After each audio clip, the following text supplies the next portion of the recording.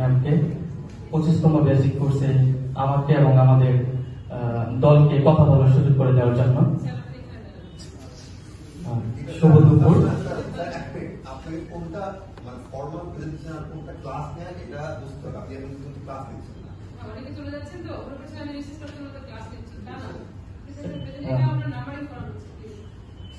শুভ দুপুর, আসসালামু আলাইকুম। সকলে কেমন আছেন? আপনারা জানেন যে আমরা গত বৃহস্পতিবার টিটিসি থেকে কুমিল্লার উদ্দেশ্যে কুমিল্লার বিভিন্ন দর্শনীয় স্থান দেখার জন্য গিয়েছিলাম এবং ওটার উপরে আমরা আজকে প্রেজেন্টেশন দিব।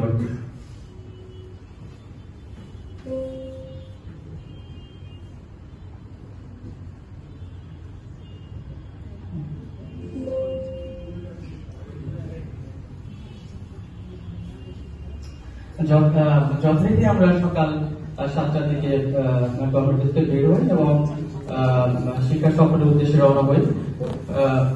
তারপরে আমরা গ্রুপ ছবি তোলার চেষ্টা করি। আপনারা তো খেয়াল করছেন যে এটা আমরা একটা ছবি মনে করছি না, এটা আমরা মনে করছি যে একটা ইউনিটের প্রতীক।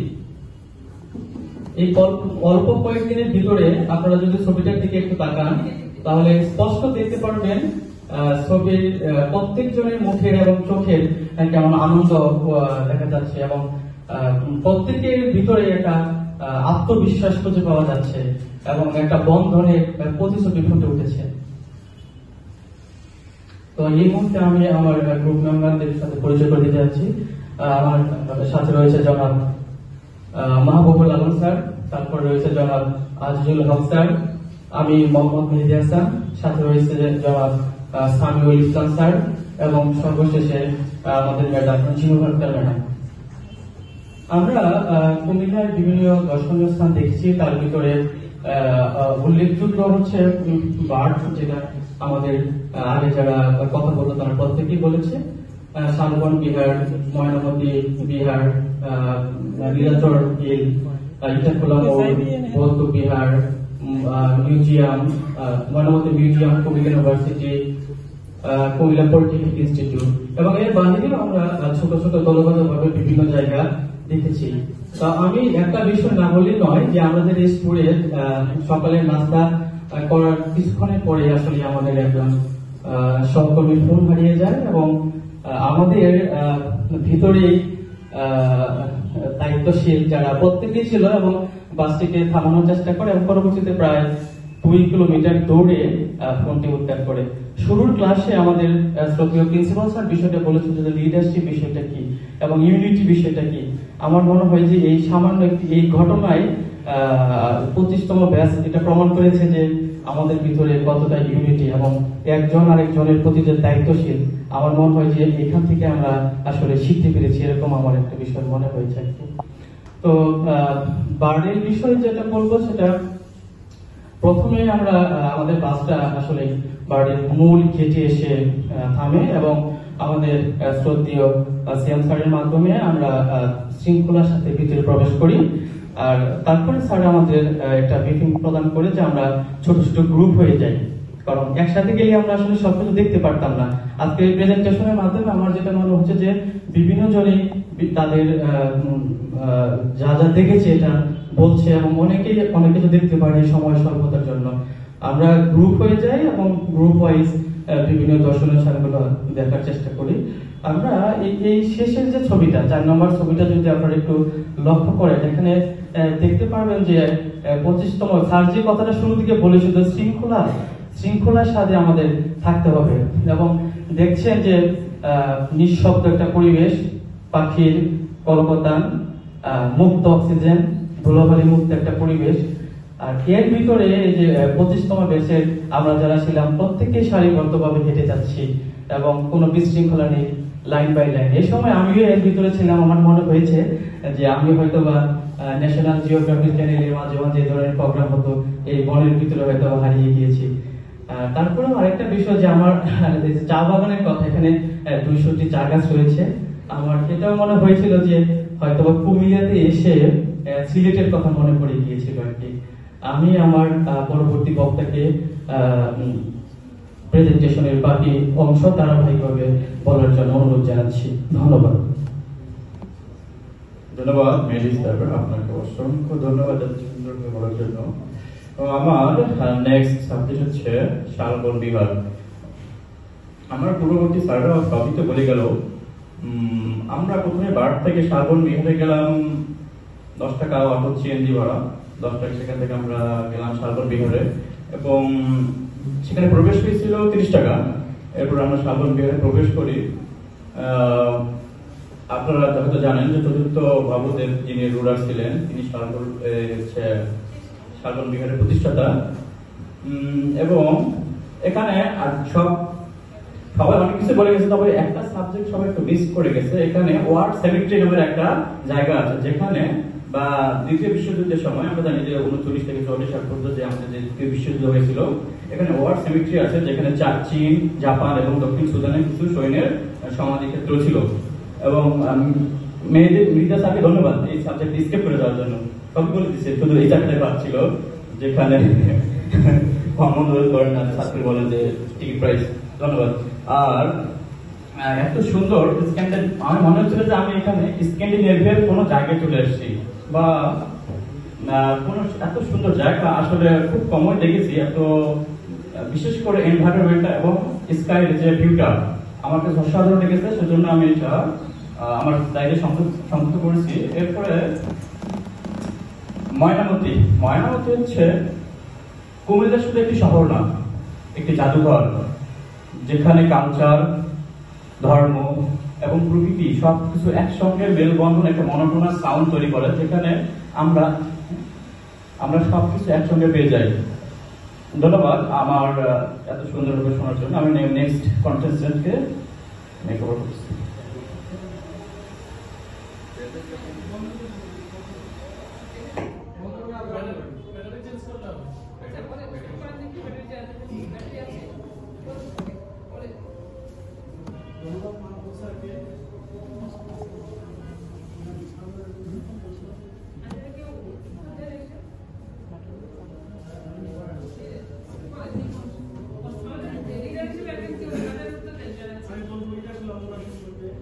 আমরা স্বপ্নে গেছিলাম বাইরে, বার থেকে পরে আমরা গেছিলাম আমরা মুরা বলতে মূলত উঁচু স্থান বা টিলা।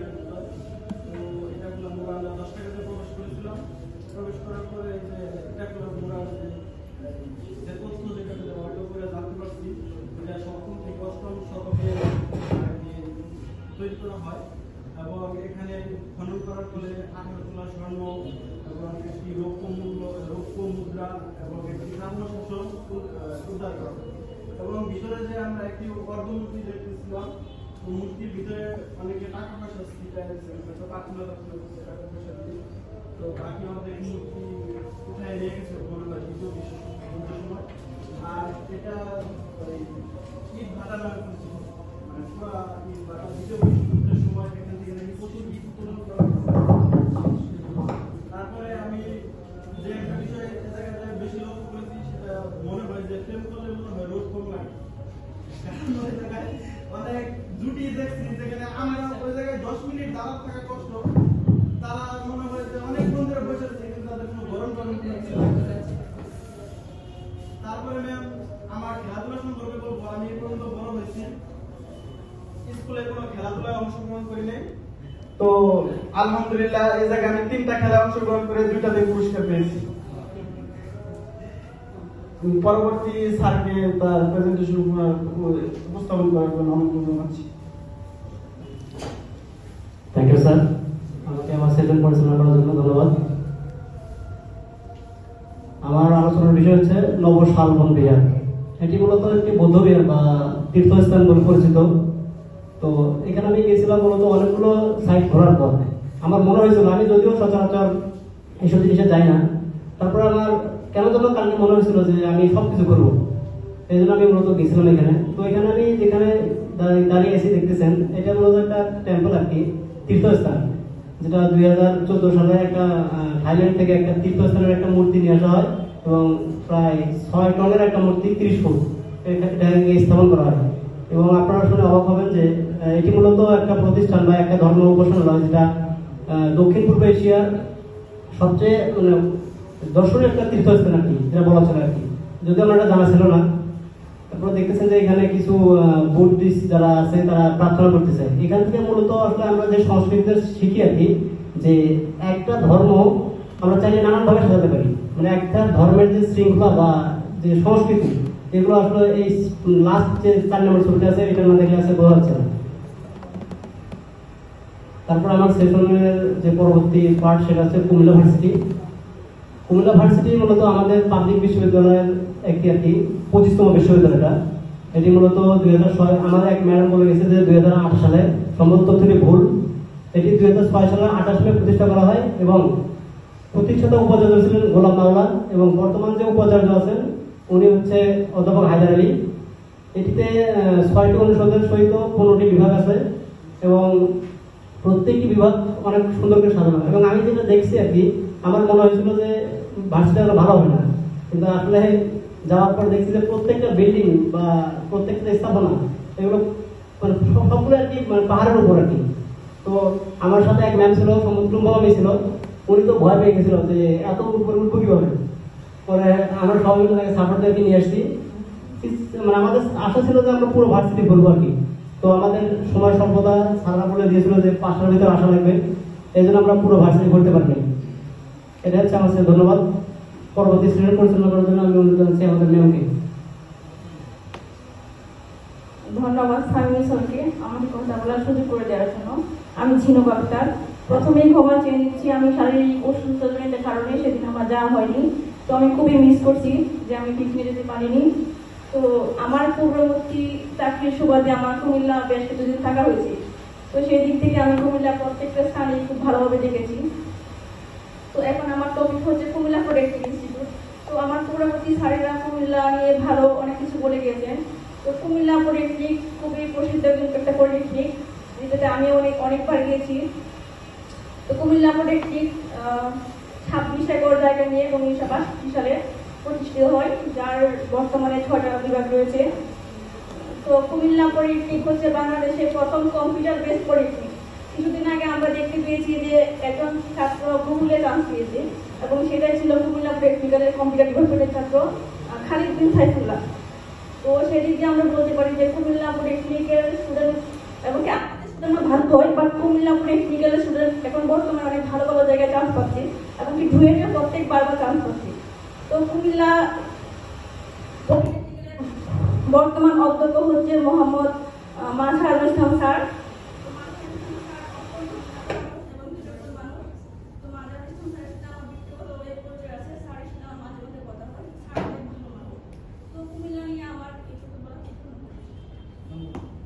যদি কারো কোনো প্রশ্ন থাকে করতে পারে।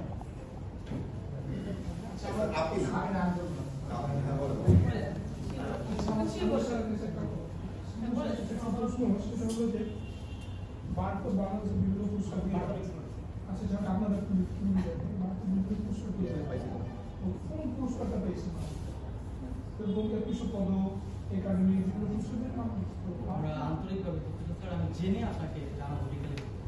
Thank you. আচ্ছা যে মন্দিরের যে সিঁড়ি ধাপ কয়টা? না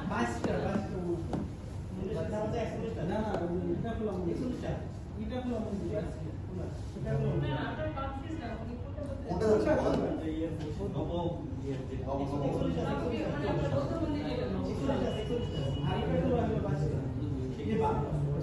আরো কারো কোনো প্রশ্ন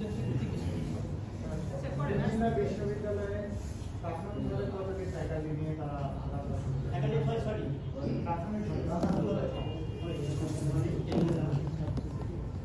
তৎকালীন সভ্যতার স্থাপত্য শিল্পের মধ্যে কি এমন ছিল যার কারণে এত বছর পরেও এই শিল্পকর্মটা এখনো ধ্বংস হয়নি, দীর্ঘদিন মাটি চাপা থাকার কারণে? যদি আপনাদের উত্তর থাকে তাহলে এটা আমি জানতে আগ্রহী, আমি আসলে জানি না। ধন্যবাদ স্যার এই বিষয়ে মানে তৎকালীন সভ্যতার স্থাপত্য শিল্পের মধ্যে কি এমন নিখুঁত কারুশিল্প ছিল যার কারণে এখনো এই সভ্যতাটা ধ্বংস হয়নি? মাটির নিচে দীর্ঘকাল চাপা পড়েছিল, বিভিন্ন ভূমিকম্প অগ্নুৎপাত। আর্কিটেকচারাল যে সভ্যতা ছিল না, আর্কিটেকচারাল আমরা যে সিভিল ডিপার্টমেন্টের স্বর্ণযুগ বলে আধুনিক যুগকে, কোনো কোনো ক্ষেত্রে পুরাতন যে পুরাকীর্তিগুলো দেখে মনে হচ্ছে যে আমরা যে সভ্যতাগুলো হারিয়ে ফেলেছি, সেখানেও সিভিলের অনেক কিছু এখন আমাদের জানার এবং শেখার বাকি রয়েছে। ধন্যবাদ। আচ্ছা, শেষ।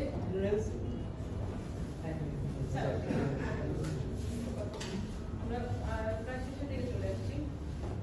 প্রথমত অডিয়েন্সের পিছনে বলি আমি যে আমরা আমাদের কোশ্চেনটা এমন হবে যেটার উত্তর আপনি ইচ্ছাকৃত জানতেছেন, ওকে আটকানোর জন্য না, ঠিক আছে? এবং এলোমেলো কোশ্চেন হবে না, একটু বুঝানো হবে। এটা একটা ফর্মাল প্রেজেন্টেশন হচ্ছে আপনাদের, হচ্ছে আপনাদের। আমরা যতটা হয়তো নিজেদের মনে করছেন আমাকে এবার আনসারকে যতখানি চিনে কাছে মনে করছেন হয়তো বা কালকে একটাতে গিয়েছি, আজকে আমার প্রেজেন্টেশনে চলে আসছে, খুব ইজি টাস্ক। আপনারা যখন মাস্টার্সে যান, গ্রাজুয়েশন করবেন, তখন মাস্টার্সে আপনার সাবজেক্ট করে আমাদের প্রেজেন্টেশন লাগবে না, তখন তো আপনার সবাই পরিচিত টিম থাকবে না এখানে যে আপনি তার কাছে হেসে খেলে উত্তর দিতেন। সবসময় এটাকে মনে করবেন পাওয়া, ঠিক আছে? যখন আমার অধ্যক্ষ মধ্যে ছিল সাপোজ যে কাজে আমি বা সায়েন্স আনসার করেও থাকেন, ওখানে আপনার টেকনিক অধ্যক্ষ মধ্যে খুশি করেন, আপনার এই টেকনিকটাও শিখতে হবে। কি করেছেন অধ্যক্ষ সাপোজ, তাই না? আমার যখন দেখা যাচ্ছে যে আপনি 4 জন আছে, আপনি একজনের প্রশংসা করছেন বা 2 জনের করছেন, এগুলো টেকনিক। আর তো হলো আপনার দেখা যাচ্ছে যে আপনি যাতে দেখাতে যাচ্ছেন আপনার ছবি, ছবি স্লাইড দেখেন, আপনার একটা ছবি চুজ করেন, দেখা যাচ্ছে ওই মেম্বারই নাই, আমরা দুজনে কিন্তু আছে সেগুলো, এগুলো আমাদের কলিগ, আমাদের খারাপ লাগবে না, কিন্তু বাইরে যখন যাবেন এগুলো ছোট ছোট জিনিস কিন্তু আপনার নাম্বার মাইনাস হতে থাকবে। কারণ মোটা মানুষের ব্রেন সবসময় অনেক জিনিস প্রশংসা পেতে চায়, বুঝতে পারছেন? এটা সবার জন্য ওভারঅল এগুলো একটু ছোট, আমাদের কাছে অনেক কালেকশন আছে, তাই না? ইনস্ট্যান্ট চেঞ্জ করার পর মাথায় দিয়ে রাখবেন, সহজে যা করে এই টিমকে কিভাবে খুশি করা যায়, তাই তো? এগুলো কিন্তু ট্রিক্স আমি মনে করি। আরেকটা স্যার বললেন যে প্রেম করলে রোদ কম লাগে, লাগে কিনা? তাদেরকে দেখেছেন প্রেম করে, তারা প্রেম করছিল বা গল্প করছিল, অ্যাটলিস্ট তাদের মনের অবস্থা ভালো ছিল, মানসিকভাবে তারা এতটা প্রফুল্ল ছিল যে তাদের ডোপামিন হরমোন হরণ হতে হতে তাদের যে কর্টিসল হরমোন আছে যেটাতে মানে মানুষকে নেগেটিভিটি সেটা চলে গেছে। আর ডোপামিনের অবস্থান এত ভালো হয়েছে যে তারা কেউ রোদ মনে করছে না তার মনের থেকে। এই জন্য আমাদের মনের জোরটা আসল, মনের বিষয়টা আসল। আমি কোন জায়গায় কিভাবে সার্ভাইভ করতে পারবো। তো আপনাকে যদি এভাবে নিয়ে যেতাম আপনি পছন্দই করতেন না, যে গাড়িতে আমাদের কষ্ট হয়েছে, ওই জায়গায় থেকে আপনার মনের পছন্দের একজন মানুষ থাকতো, আপনার শরীর থেকে এমন ধরনের হরমোন নিঃসরণ হতো, এটা আমাদের করে রাখছে আমাদের সৃষ্টিকর্তা, ঠিক আছে? তাহলে এই বিষয়ে আমরা না বলি। আর ছিল ওই যে হ্যাঁ ফটোর বিষয়টা বললাম তাদের সবার উদ্দেশ্যে। এরপরে যে কোশ্চেনটা করবে আমি মনে করি যে আপনারা কোশ্চেনটা সুন্দর করে এখন থেকে ফোন ব্যবহার করছেন, গুছিয়ে করেন, গুগল থেকে বের করে নেন।